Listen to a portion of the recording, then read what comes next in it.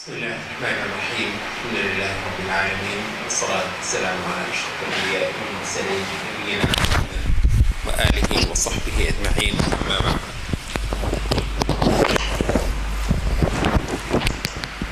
معاذ رضی اللہ عنہ کو نبی صلی اللہ علیہ وسلم نے فرمایا تھا کہ انی لأحبک یا معاذ، معاذ مجھے تم سے بہت محبت ہے. فلا تدعن في دبر كل صلاة تقول اللهم أعني على ذكرك وشكرك وحسن عبادتك. تو پھر اے معاذ نماز کے آخر میں یہ کہنا مت چھوڑنا. دعا سکھائی نبی صلی اللہ علیہ وسلم نے یہاں پر حضرت معاذ کو کہ اے خدایا میری مدد فرما اس چیز پر کہ میں تجھے یاد رکھوں، تیرا ذکر کروں اور تیرا شکر کرتا رہوں اور تیری عبادت میں حسن پیدا کروں، تیری عبادت میں عمدگی اختیار کروں. رب اعنی علی ذکرک و شکرک و حسن عبادتک. یہ چھوٹے سے الفاظ ہیں. بعض علماء نے کہا کہ اس کو سلام پھیرنے سے پہلے جب بالکل آپ نماز کے آخر میں، کیونکہ عند دبر کل صلاۃ نماز کے آخر میں، نماز کی دبر پر، دبر آخری حصے کو کہتے ہیں. تو کسی نے کہا کہ اس بعض علماء نے کہا کہ یہ سلام پھیرنے سے پہلے کہہ لینے چاہیے یہ مختصر سے کلمات، اور بعض نے کہا کہ سلام پھیرنے کے بعد یہ کلمات بندے کو کہہ لینے چاہیے. انہی کلمات کے حوالے سے ابن قیم کہتے ہیں کہ جو انسان کی نامرادی ہے، انسان کا نامراد رہنا، بدقسمت رہنا، انسان کا شقی ہونا، کہتے ہیں کہ وہ دو باتوں کے دم سے ہے. ایک یہ ہے کہ اس کو خدا یاد نہ رہے. کہتے ہیں نامرادی سی نامرادی ہے کہ انسان اللہ کو بھولے. تو اس کو کہتے ہیں کہ یہ غفلت ہے.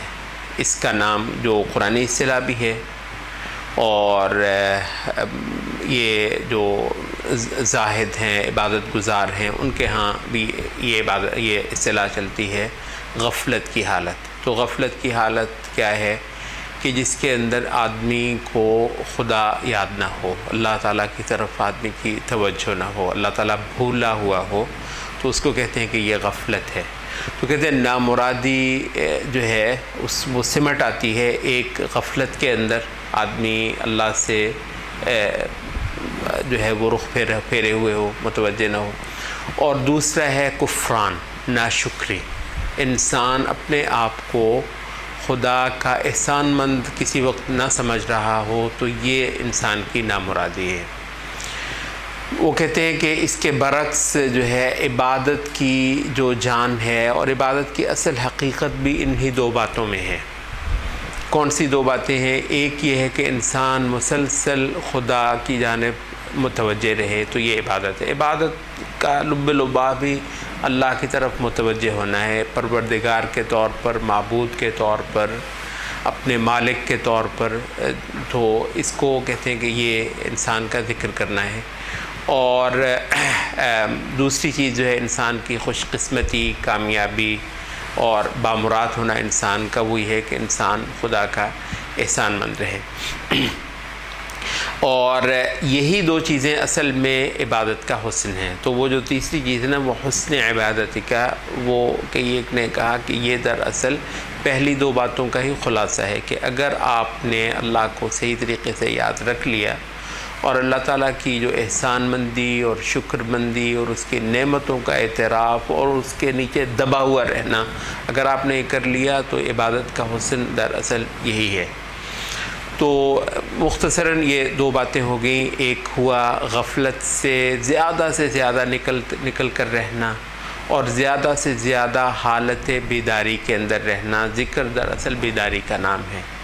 اور دوسرا زیادہ سے زیادہ ناشکری سے نکلنا اور شکر مندی کی طرف آنا. تو یہ دو چیزیں ہیں. انشاءاللہ اس پہ ہمیں اللہ نے موقع دیا تو ان مجالس میں ہم کچھ مزید بھی بات کریں گے. ایک ہے ذکر، اس کی حقیقت، اور ایک ہے شکر اور اس کی حقیقت. مختصراً جو ہے وہ اللہ تعالیٰ کا ذکر جو ہے، زیادہ لوگ ذکر سے جو چیز مراد لیتے ہیں وہ یہ ہیں کہ کچھ وظیفے اور کچھ عبارتیں ان کو پڑھ کے اس کا نام جو ہے نا وہ ذکر ہے. جی ذکر کرو اللہ تعالیٰ کا. اگر یہ مسنون چیزیں ہیں تو ظاہر ہے بہت اعلیٰ بات ہے، اور بہت سارے لوگوں نے تو خیر اس کے اندر بھی ایسی چیزیں نکال لیں کہ جو نہ اللہ کی کتاب میں آئیں، نہ نبی صلی اللہ علیہ وسلم کی سنت میں آئیں، نہ صحابہ کے کچھ معمولات کے اندر کوئی ایسی چیزیں مذکور ہوئیں. تو انہوں نے ان چیزوں کو، ایسے ورد، ایسے وظیفے، ان چیزوں کو انہوں نے کہا کہ یہ جو ہے یہ ہماری ذکر ہے. جو چیز جاننے کی ہے ذکر کے حوالے سے وہ یہ ہے کہ ذکر درست ہے کہ ذکر کی کچھ صورتوں میں سے ایک صورت یہ بھی ہے کہ آپ کچھ مسنون وظیفے کریں. مسنون وظیفے جو ہم نے کہا ہے، ٹھیک ہے، مگر جو مسنون وظیفے بھی ہیں وہ بھی ذکر کی صورتوں میں سے ایک صورت ہے کہ آپ کچھ اذکار پڑھیں، کچھ الفاظ پڑھیں، کچھ ایسی چیزیں کریں. مگر ذکر کی اصل حقیقت یہ نہیں ہے کہ آپ بیٹھے ہوئے ہیں اور کچھ کلمات بولتے جا رہے ہیں تو اس کا نام جو ہے وہ ذکر ہے. ذکر کی اصل حقیقت کیا ہے؟ وہ ہم نے کہا کہ ذکر کی اصل حقیقت جو ہے وہ ہے حالت بیداری، اللہ تعالیٰ کی طرف کو انسان کا متوجہ ہونا. اچھا، کہتے ہیں کہ ذکر اس وقت تک آپ کو کے لیے بامعنی نہیں ہوتا جب تک آپ نے خدا کا علم نہیں لیا ہوا، خدا کی صفات کو نہیں سمجھا آپ نے، خدا کا تعارف جو ہے جیسے اللہ کی کتاب سے ملنا چاہیے وہ آپ نے نہیں لیا ہوا. ذکر جو ہے وہ اس علم کی بنیاد پر ہوتا ہے جس میں انسان نے کائنات کی اصل حقیقت اللہ تعالیٰ کے سامنے جانی ہوئی ہو، اللہ تعالیٰ کا لائق عبادت ہونے کا معنی جو ہے وہ سمجھا ہوا ہو، ساری مخلوقات کی اوقات اور حیثیت بہت پختہ کی ہوئی ہو دل کے اندر. یہ ہے اصل میں عقیدے پر محنت، یہ ہے دراصل اللہ تعالیٰ کی معرفت حاصل کرنا، یہ ہے اپنے آپ کو جاننا، کائنات کی جملہ اشیاء کا اللہ کا مطلق محتاج، فقیر، اللہ کے آگے ذلیل اور پست ہونا اور بے مایہ ہونا اور بے وقت اور بے چیز ہونا. تو اب یہ جو چیز ہے اصل ایمان کی، یہ جو خوبصورت جو ہے ایک حقیقت ہے جو دل کے اندر اترتی ہے، وہ کہتے ہیں کہ جس بندے نے یہ چیز اتار لی، اب اسی حالت کو بار بار تازہ کرنا، اس کا نام ذکر ہے.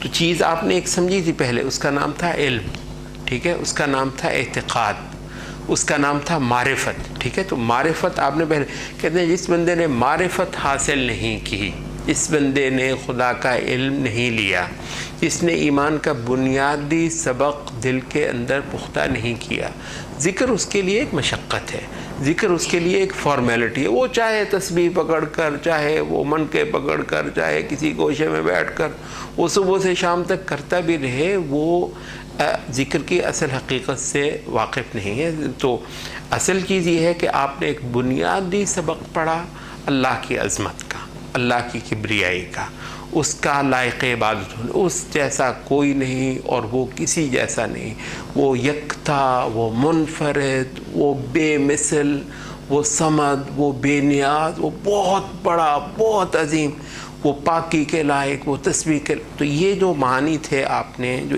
توحید کے بنیادی جو اسباق تھے تو وہ جو آپ نے اتارے، کہتے ہیں ایک بار آپ نے اس کو سمجھا، ایک بار آپ نے ان کو جانا، ٹھیک ہے.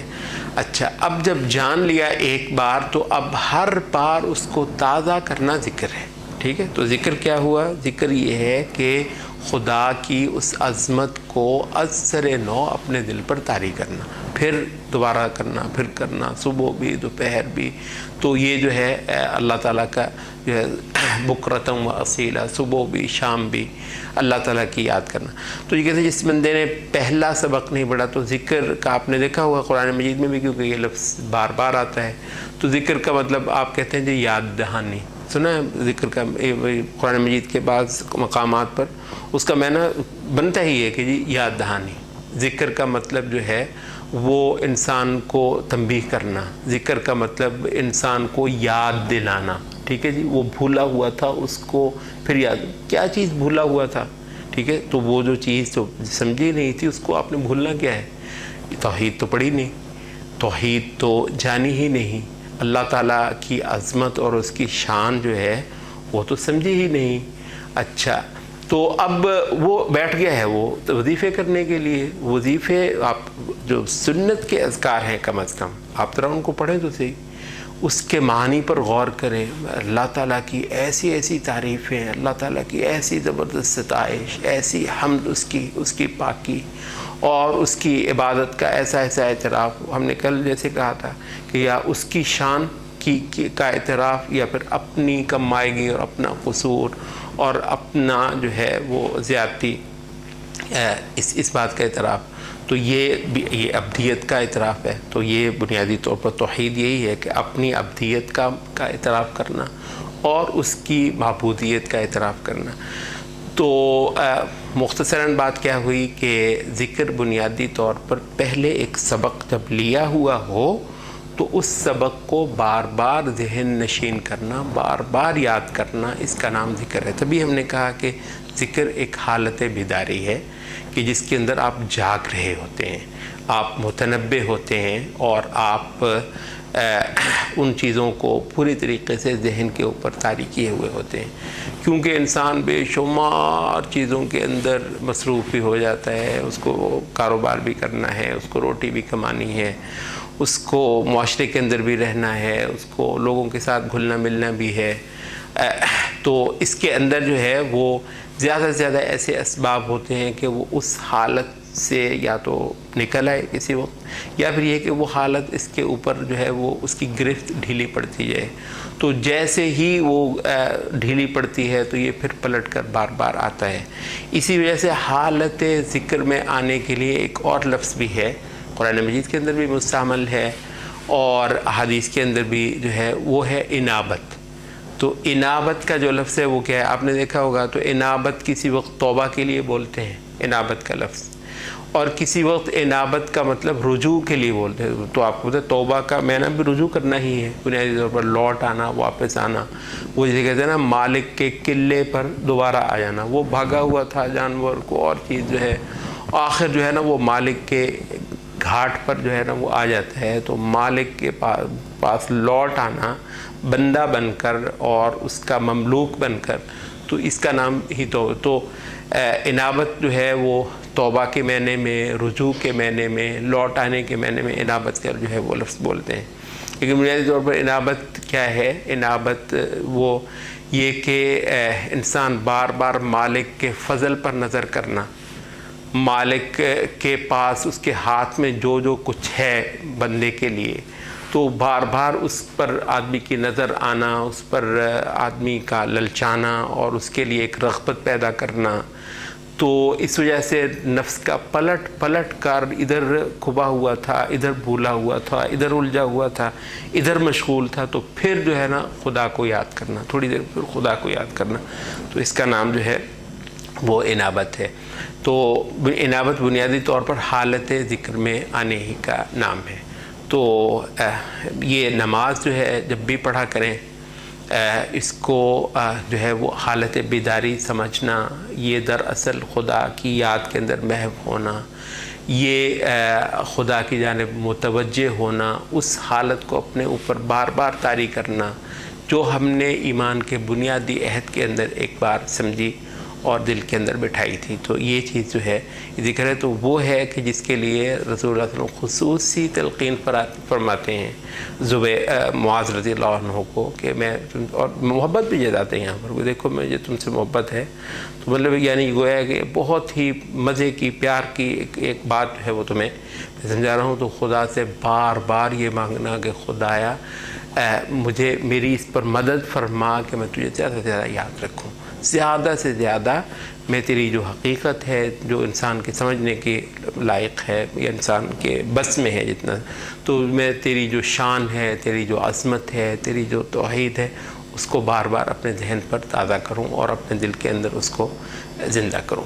تو اللہ تعالیٰ سے دعا کرتے رہنا چاہیے. یہ دعا ہے جو ہمیں سکھائی گئی ہے کہ اللہ تعالیٰ سے اس کی یاد کو مانگا جائے تو ہی وہ